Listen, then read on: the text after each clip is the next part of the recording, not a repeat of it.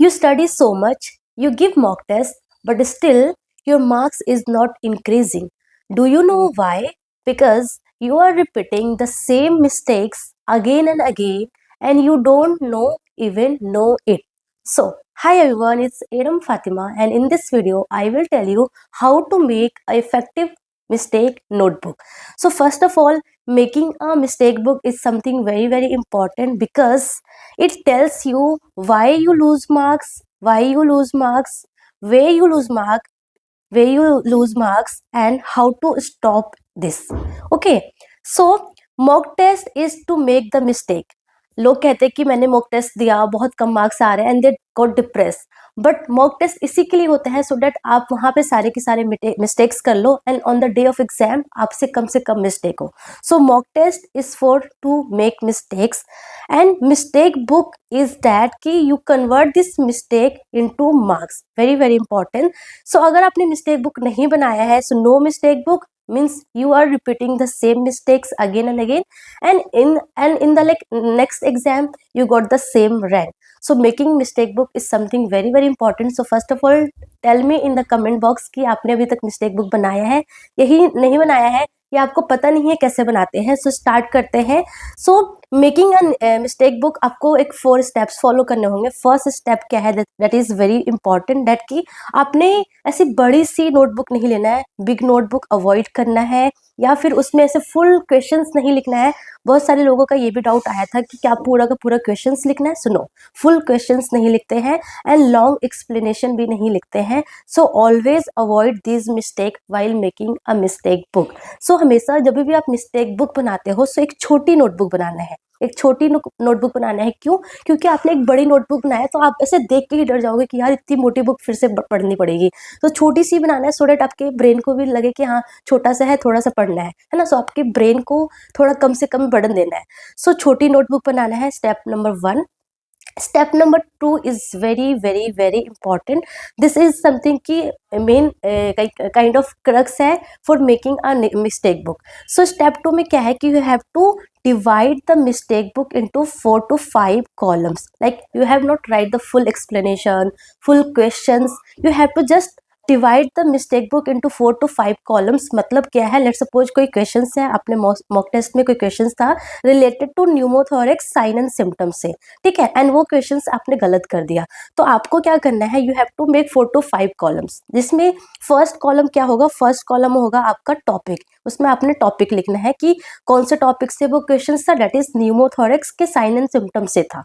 तो आपको उसका करेक्ट कॉन्सेप्ट लिखना है बहुत शॉर्ट में, ऐसे बहुत लेंदी, बहुत एक्सप्लेन नहीं करना है, जस्ट शॉर्ट पे छोटा छोटा सा लिखना है. जैसे कि न्यूमोथोरेक्स साइन एंड सिम्टम्स की air into the plural space. So air आएगा, लंग कोलैप्स हो जाएगा, and because of that air entry क्या हो जाएगी, एब्सेंट हो जाएगी, ब्रेथ साउंड एब्सेंट हो जाएगा, ट्रेकिया कॉन्ट्रालेटरल डिस्प्लेस हो जाएगा, शॉर्टनेस ऑफ ब्रेथ होगा, रेस्पिरेटरी रेट इंक्रीज हो जाएगा, एंड इन द एक्सरे क्या होगा, ब्लैक वस्कुलर साउंड, ब्लैकिस हो जाएगा, वस्कुलर साउंड शेडोज एब्सेंट हो जाएगा, और डीप सल्कस लाइन होगा. तो ऐसे शॉर्ट में करेक्ट कॉन्सेप्ट है वो आपको शॉर्ट में लिखना है, ठीक है ना. देन थर्ड आपका लाइन क्या होगा, थर्ड कॉलम होगा कि आपने वो जो क्वेश्चन है वो गलत क्यों किया, कि आपने क्वेश्चंस अच्छे से रीड नहीं किया था, आपने जो मेन फर्स्ट लाइन या सेकेंड लाइन या जो लास्ट लाइन नहीं रीड किया, या पूरा का पूरा क्वेश्चंस अच्छे से रीड नहीं किया, या फिर आपका कॉन्सेप्ट्स में गलती थी, आपको पता ही नहीं था कि न्यूमोथोरेक्स का sign and symptoms and pulmonary embolism, तो आप दोनों में कंफ्यूज हो गए.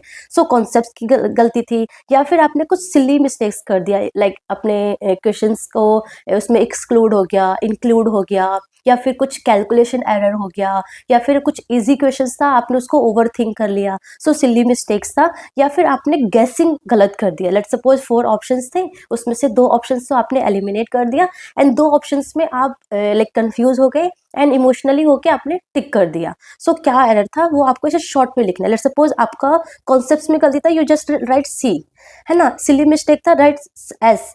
गैसिंग में गलती किया, राइट जी, है ना। ऐसे शॉर्ट में आपको लिखना है अपने मिस्टेक बुक में, ठीक है। अगर कॉन्सेप्ट्स की वजह से गलती हुआ है, लेट्स सपोज कॉन्सेप्ट्स की वजह से गलती हुआ है, आप कंफ्यूज हो गए कि पल्मोनरी एम्बोलिज्म और न्यूमोथोरेक्स के साइन एंड सिम्टम्स में, तो आपको उसी टाइम जाके फटाफट आपको पल्मोनरी एम्बोलिज्म और न्यूमोथोरेक्स का साइन एंड सिम्टम्स फटाफट रिवाइज कर लो, बहुत बेस्ट होगा, ठीक है ना। सो ये इस तरीके से हो गया। सो ये हमारा थर्ड कॉलम हो गया। फोर्थ कॉलम में आपको एक ट्रिगर वर्ड्स लिखना है। ट्रिगर मतलब कि ऐसा वर्ड जो आपको एग्जाम में एकदम से आपको ट्रिगर करे कि हाँ ये क्वेश्चन मैंने जब गलती किया था, अब मुझे एकदम one word that trigger you in the exam. So like आपने से बड़ा सा लिखना है कि मुझे रीड क्वेश्चंस रीड करना है।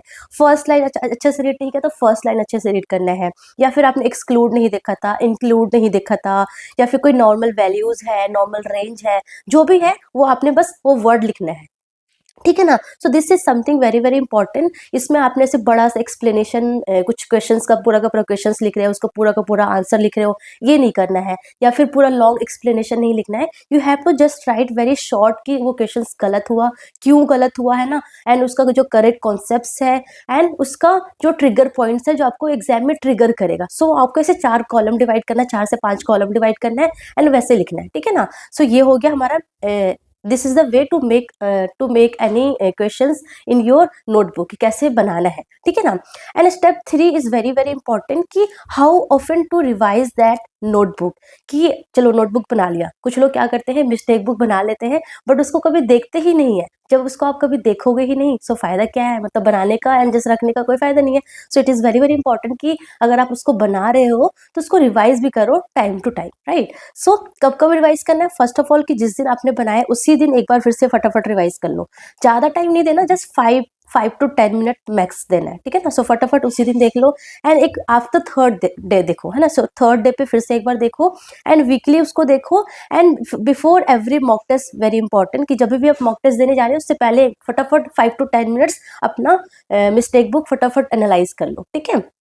एंड वेरी इंपॉर्टेंट कि लास्ट 10 डेज ऑफ एग्जाम जो होगा ना, उसमें आपको डेली अपना मिस्टेक बुक देखना, डेली आपको फटाफट लाइक पूरा का पूरा फ्रॉम स्टार्टिंग टू एंड सारा का सारा मिस्टेक बुक डेली देखो, क्योंकि this is something very important कि जो भी आपने मिस्टेक्स किया है उसको लास्ट 10 डेज पर डेली देखोगे तो बहुत कम चांस है कि आप एग्जाम के दिन वो वाला मिस्टेक एटलीस्ट नहीं कर पाओगे जो आज तक आप रिपीट कर रहे थे, ठीक है ना। सो this is the step 3 and step 4 is something very very important कि क्या हम सारे के सारे क्वेश्चंस लिखेंगे। लेट्स सपोज 200 एमसीक्यू आया था, उसमें से आपने 50 एमसीक्यू गलत किया, तो क्या 50 के 50 एमसीक्यू मैं उस नोटबुक में लिखूं? सुनो, आपने writing all mistake is not, आपने क्या लिखना है, राइट ओनली रिपीटेड मिस्टेक। जो आपने फर्स्ट टाइम मिस्टेक किया था जस्ट लीव इट, आप सेकेंड टाइम भी वही कर रहे हो, थर्ड टाइम भी वही मिस्टेक कर रहे हो, थर्ड टाइम भी आपने वही लाइक सिली मिस्टेक्स कर रहे हो, वॉट एवर द रीजन। सो अगर आप रिपीटेड कर रहे हो 2 बार 3 बार, सो वो वाला तो आपको लिखना ही लिखना है ना। सो लाइक अगर आपने मोर देन 2 टाइम्स आपने सेम मिस्टेक्स किया है, so it should be enter in your mistake book, ठीक है। And second thing is conceptual errors, अगर है वो तो आपको पक्का लिखना ही लिखना है। लेट्स सपोज आपका पोस्टपार्टम हेमरेज इन प्रिवेंशन पे कुछ क्वेश्चंस था, आपने उससे रिलेटेड एमसीक्यू गलत किया है, तो उसका जो कॉन्सेप्ट है वो आपने शॉर्ट करके लिखना है, क्योंकि वो कॉन्सेप्ट्स गलत है तो कॉन्सेप्ट से तो कितने तरीके के एमसीक्यू बन सकते हैं ना। तो कॉन्सेप्टुअल एरर्स लिखने हैं, जो फ्रिक्वेंटली आस्क टॉपिक है, फ्रिक्वेंटली आस्क क्वेश्चंस है, वो आपने लिखना है जो बार बार एग्जाम में पूछे जाते हैं, क्योंकि दिस इज समथिंग इंपॉर्टेंट है। तो एटलीस्ट जो बहुत मोस्ट इंपॉर्टेंट टॉपिक है, फ्रिक्वेंटली आस्क टॉपिक है, वो तो एटलीस्ट बिल्कुल नहीं छोड़ना है, तो वो भी आपकी मिस्टेक बुक में लिख लेना है, ठीक है ना। सो this is the step 4, very very important, ठीक है।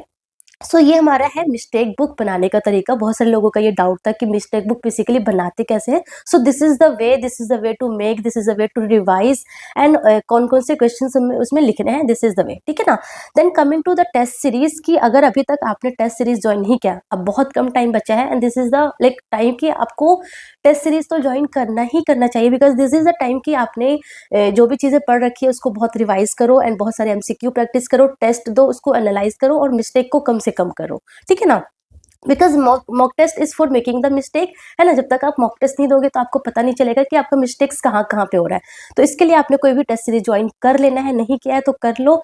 एंड अभी भी कंफ्यूज हो कौन सा करना है, तो आप champion live test series join कर सकते हो। Champion live test series of mission high nursing का चैंपियन लाइव टेस्ट सीरीज आप ज्वाइन कर सकते हैं। उसमें है कि आपको सब्जेक्ट वाइज भी टेस्ट मिल जाएगा और लॉन्ग टेस्ट भी मिल जाएगा। तो आप सब्जेक्ट वाइज भी टेस्ट दे दो और लॉन्ग टेस्ट भी दे दो और प्रॉपर एनालाइज भी हो जाएगा। जो आपको डाउट है आप उनके डाउट सेशंस में भी क्लियर कर सकते हो। सो this is the best way and price भी लाइक नॉर्मल है, तो आप इसको ज्वाइन कर सकते हो। एंड अदरवाइज अगर आपने ज्वाइन कर रखा है देन वेल एंड गुड, ठीक है। सो this is the way and I think आपको समझ में आ गया होगा कि मिस्टेक बुक कैसे बनाते हैं। Okay, so thank you so much, all the best, लगे रहो, जमे रहो, पढ़ते रहो।